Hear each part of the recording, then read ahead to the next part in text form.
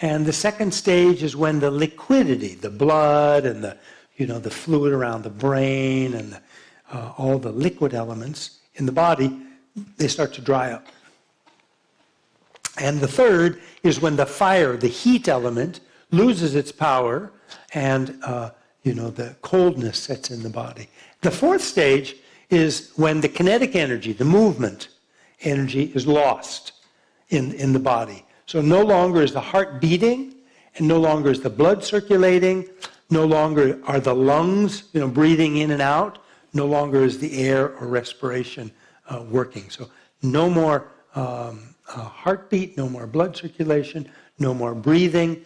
And also the electrical impulses in the nervous system, the brain and the peripheral nervous system, these stop. Okay? And that's the point at which the doctor or nurse will determine that the person has died. That's the stage, or that's the place where modern medicine says the person dies. From a Buddhist perspective, the person hasn't died yet. There are 4 more stages. And these last 4 stages are very subtle states of mind that are very, very subtle. They're non-conceptual. So even though we put names to them, it doesn't have a lot of meaning.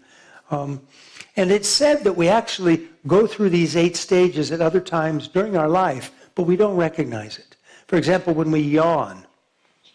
Have you ever felt kind of a little bit of bliss when you yawn? These states are very blissful. Also, when you sneeze, sometimes after a sneeze, you kind of feel a little bit of physical joy or bliss. Because we're going through these 8 stages, and we get to that 8th stage, which is in the nature of kind of intense bliss. It's it's the most subtle mind. It also happens when we go from waking to sleep, from sleep to dream, and backwards. When we go dream to sleep, sleep to waking. Okay? So it happens many times in life, short periods, but we almost never recognize it. At death time, it can be as long as 72 hours, 3 days. Many times it'll be shorter, but often it'll take many hours or even 3 days to go through these 8 different stages. And what's very interesting is that some, very professional, kind of lifetime yogis and yoginis who, spend their time meditating all day for years and years and years, they meditate on these 8 stages. And at the time of their death, they also meditate. So these stages are happening naturally by the death process. And each stage has an internal kind of vision associated with it.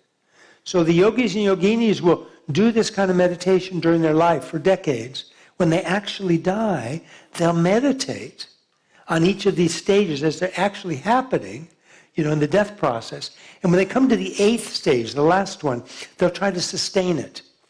And some people have been successful. And we call this tukdam, which is a Tibetan word. And it means sacred mind. And it's where the doctor or nurse would, check the body, the person, and say, the person's dead, already dead. But they stay often sitting in a meditation posture, and they stay sometimes for weeks or months.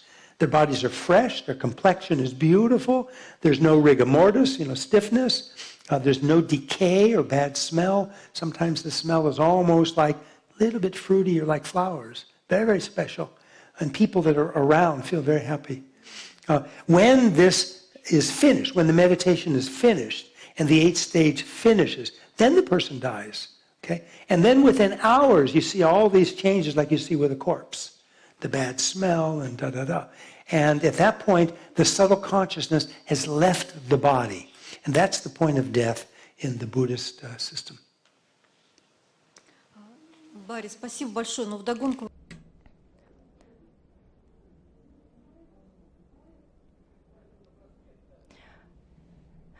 I would like to follow up.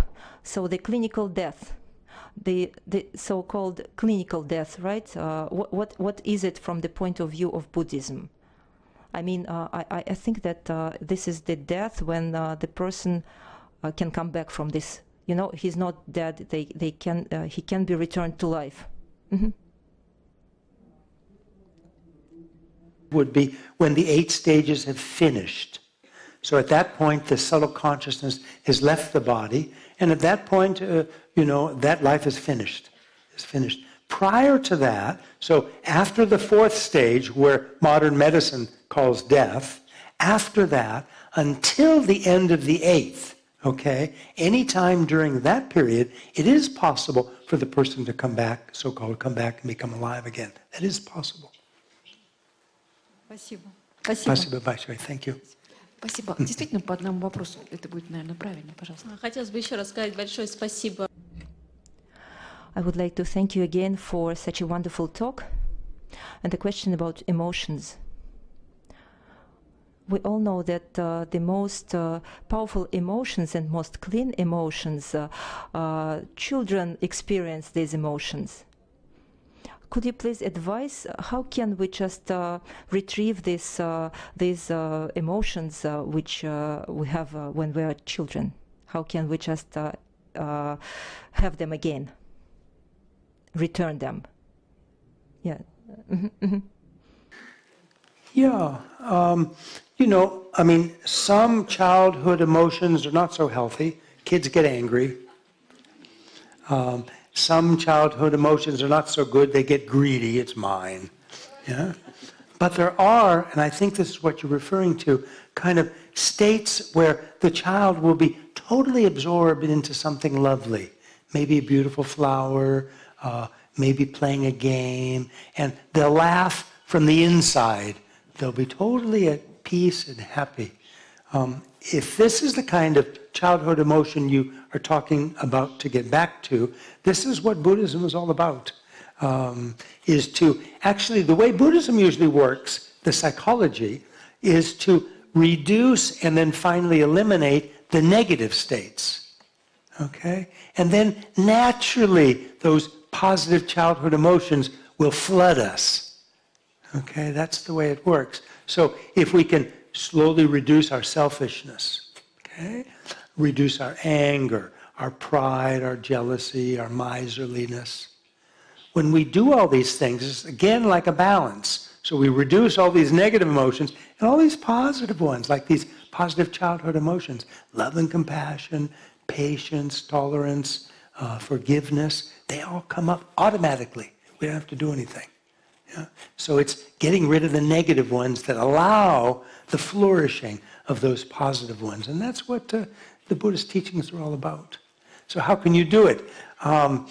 We probably have to have a few more lectures and more time. But I'll give you one, do you want to choose one of the negative emotions that you would like to work on? And then I can give an example of how you might accomplish that.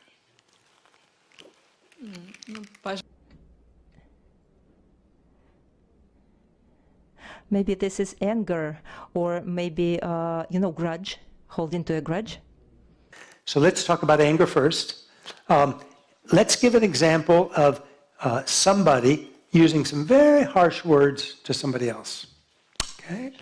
The question is, the second person who receives the harsh words usually gets angry at the person who spoke, right? But what is it that hurt us? Is it the person? Or is it the words? The words actually hurt us. So actually we should get angry at the words, not the person. But we usually don't. So thinking this way, some of you have smiled or laughed. It's kind of funny, Another example, somebody hits somebody over the head with a stick. Boom, boom, boom, yeah. Naturally, you get angry at that person that hit you over the head with a stick, right? But when you look at it closer, is that actually the correct object of our anger? Shouldn't it be the stick? It's the stick that hit the head. So when you think this way, you automatically kind of chuckle, you kind of laugh. And what happens to the anger then? Boom. Okay, so that's one of many, many methods. Holding a grudge, just forgive. Just let go, forgive. Спасибо большое. Sometimes it doesn't work the first time, so do it again and again. It'll work. Хорошо, спасибо большое. Пожалуйста. Здравствуйте. I have a question about our topic today.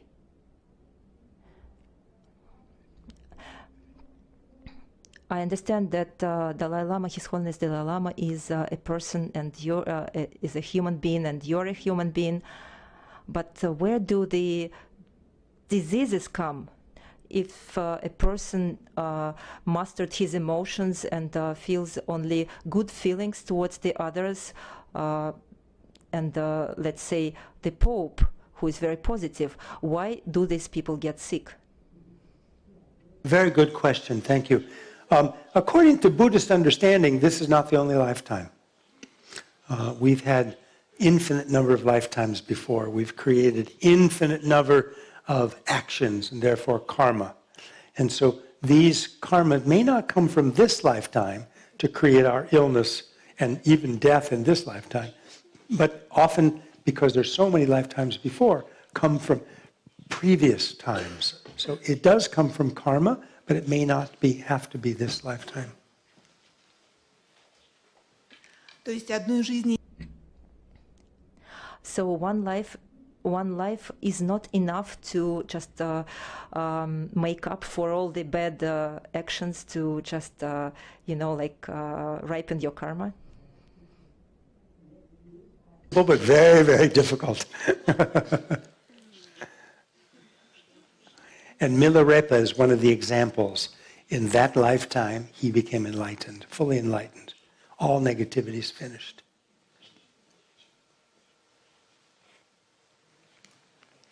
Я вам желаю, чтобы с вами это случилось. I wish you to achieve this in your lifetime.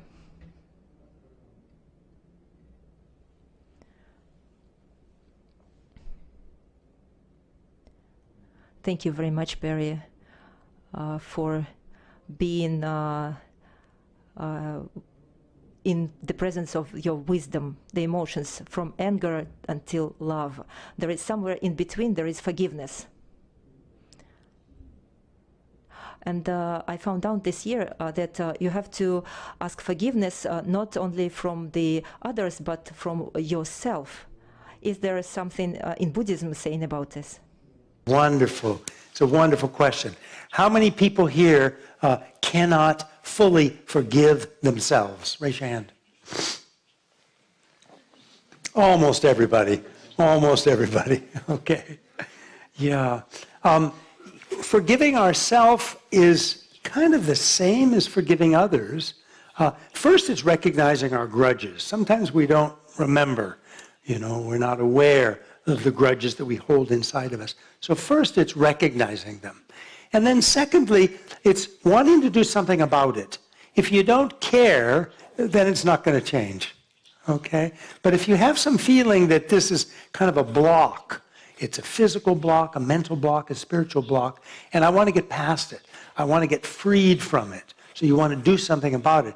Then you tell yourself just, forgive. It sounds easy. It often takes to do it many times. But one way to do it is to see more of the reality. So what I mean by that is when, for example, we hold a grudge against ourselves, we can't forgive ourselves. For that grudge, we usually see ourselves as 100% black, negative, dark, bad. Right? 100%. But are we? Of course not. Yeah? We're all mixtures. We have good qualities, we have not so good qualities. So to remember the reality that, okay, I made a mistake, I shouldn't have done that, okay, but I'm human. Okay, I'm human, I make mistakes. Part of being human. I'm forgivable. I'm forgivable. Okay, I'm valuable. Not to get arrogant or puffed up with pride, but I'm valuable. Somebody loves me. Okay, somebody respects me. Okay, so some people can see some good qualities. Maybe now I'm really down on myself. I can't see them myself. But if you think that they may be there, others see it, you can remind yourself of some of the good qualities, then you're more forgivable. And then lastly, what I often counsel people is to start with a small grudge. And if you can let go of a small grudge, then you kind of develop some confidence. oh yeah, I can do this. Now, it may not happen right away. It may take some repeated work. No problem. But eventually it'll work. And you'll get rid of that small grudge. And then you say, wow, this kind of works. And then you kind of move up, one that's a little bit stronger. And then your heart opens, you feel so much more happy, and your health improves. Everything is kind of going in a much better way when we can forgive both ourselves and others. It's a powerful practice, and it's something very important to do while we're healthy and alive.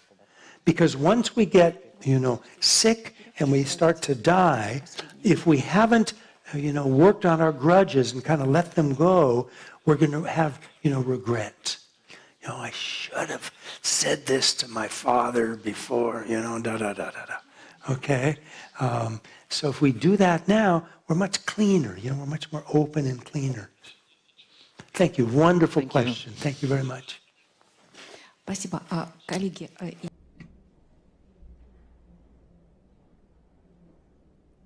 I just want to ask your advice. We have a few questions. Shall we answer all of them, or maybe we should stop at some point? 9 o'clock in about 10 minutes. окей. Is that okay? And I think, Alpino, you also told me you had a question. Yes, я помню про это. Спасибо. И, коллеги, учтите, да, пожелания? Да, я понял ограничения. Тогда совсем короткий вопрос о допустимости.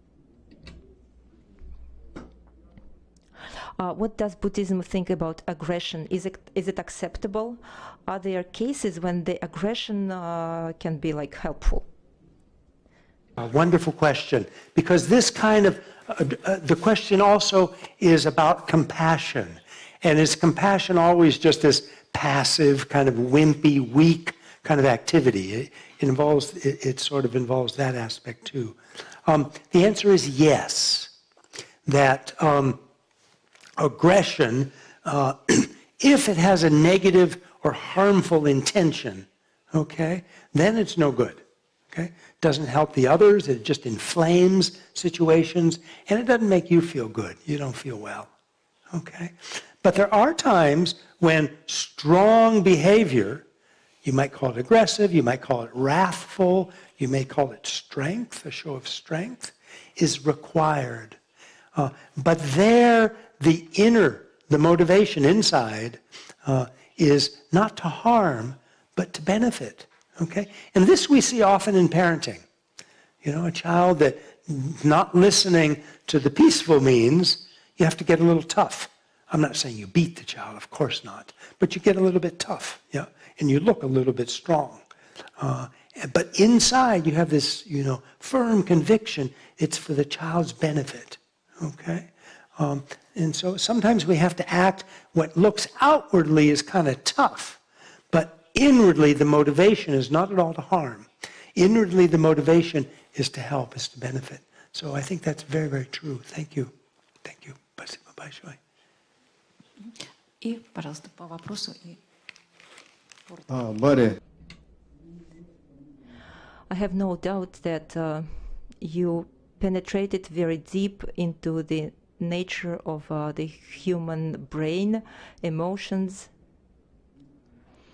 inner states of a human being.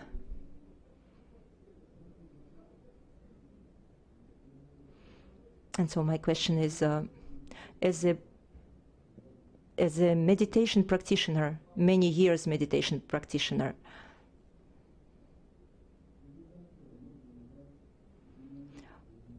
can you call meditation a transformed state of mind?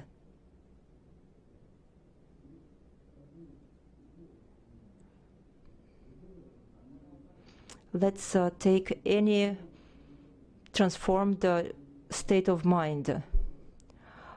When you speak here, you are in a different state of mind. Does those practices, these practices of being in a different state of mind, not meditation. Meditation is just one of the types of these changed states of mind. But if we take all the possible changed states of mind, do they facilitate, promote the development of the potential of our brain? What do you think about it?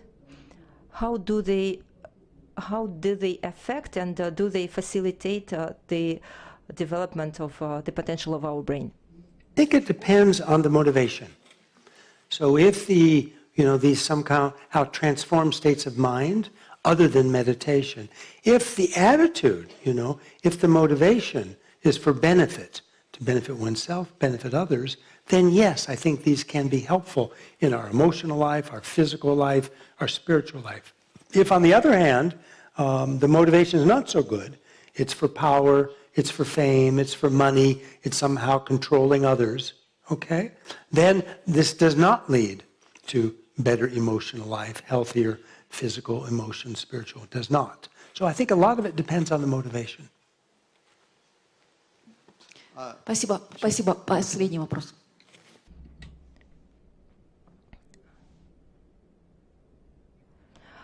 You gave the very good practice about forgiveness, and when the person is adult, and when he was a child, somebody just said something bad to him, and of course now he does not remember probably this, but this affected him or her. And what will be the first step just to forgive those who made this harm to a person when he or she was a child? Wonderful, wonderful, thank you. Yeah, I guess if we can try to recollect through our memory, that would be the first thing. If we can't recollect, sometimes we have a feeling. We don't know the details, not even sure who it was, not even sure what was said, but I can feel that it hurt when I was a kid. So you might want to forgive anybody who might have been involved with that, even though you don't know the circumstances. And that's okay to do.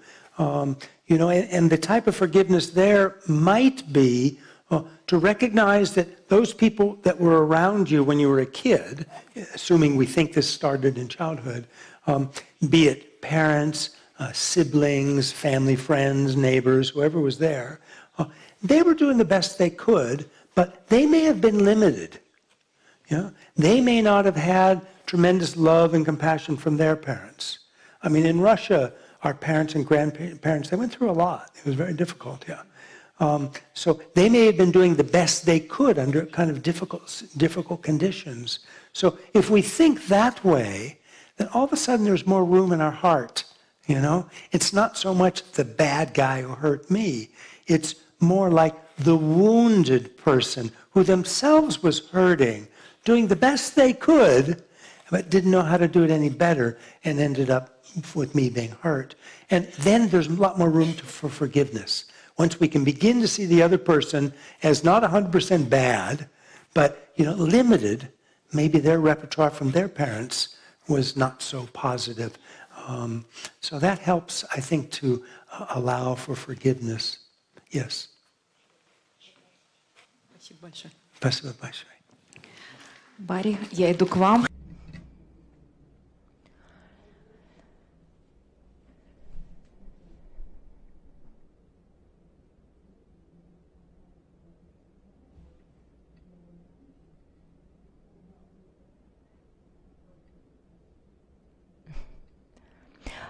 There is one written question.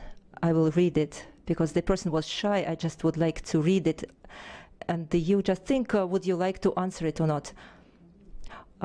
If you have emotional vampires near you, should you just continue to talk to them or just, step back? Do you want to talk about vampires?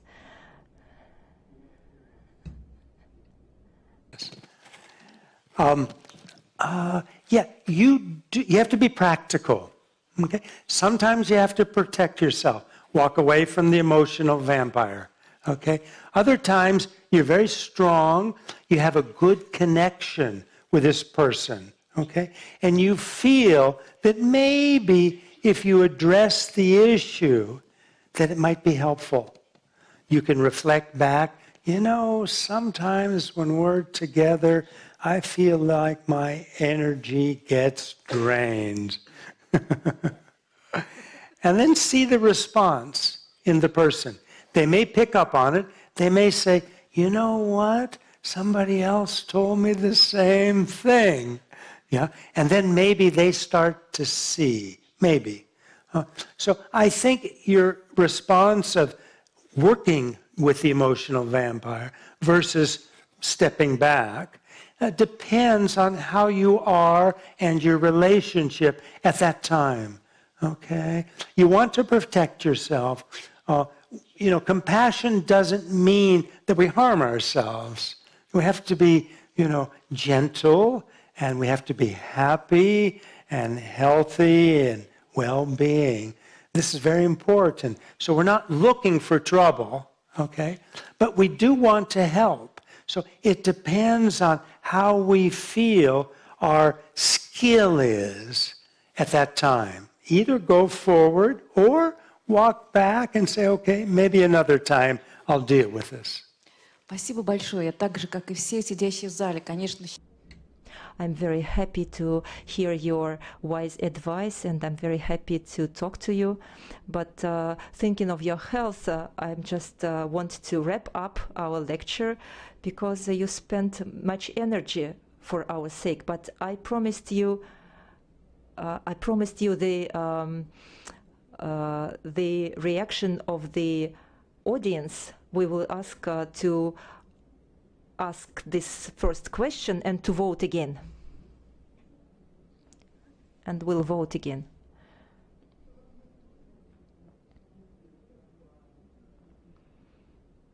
Please repeat this question again on the screen.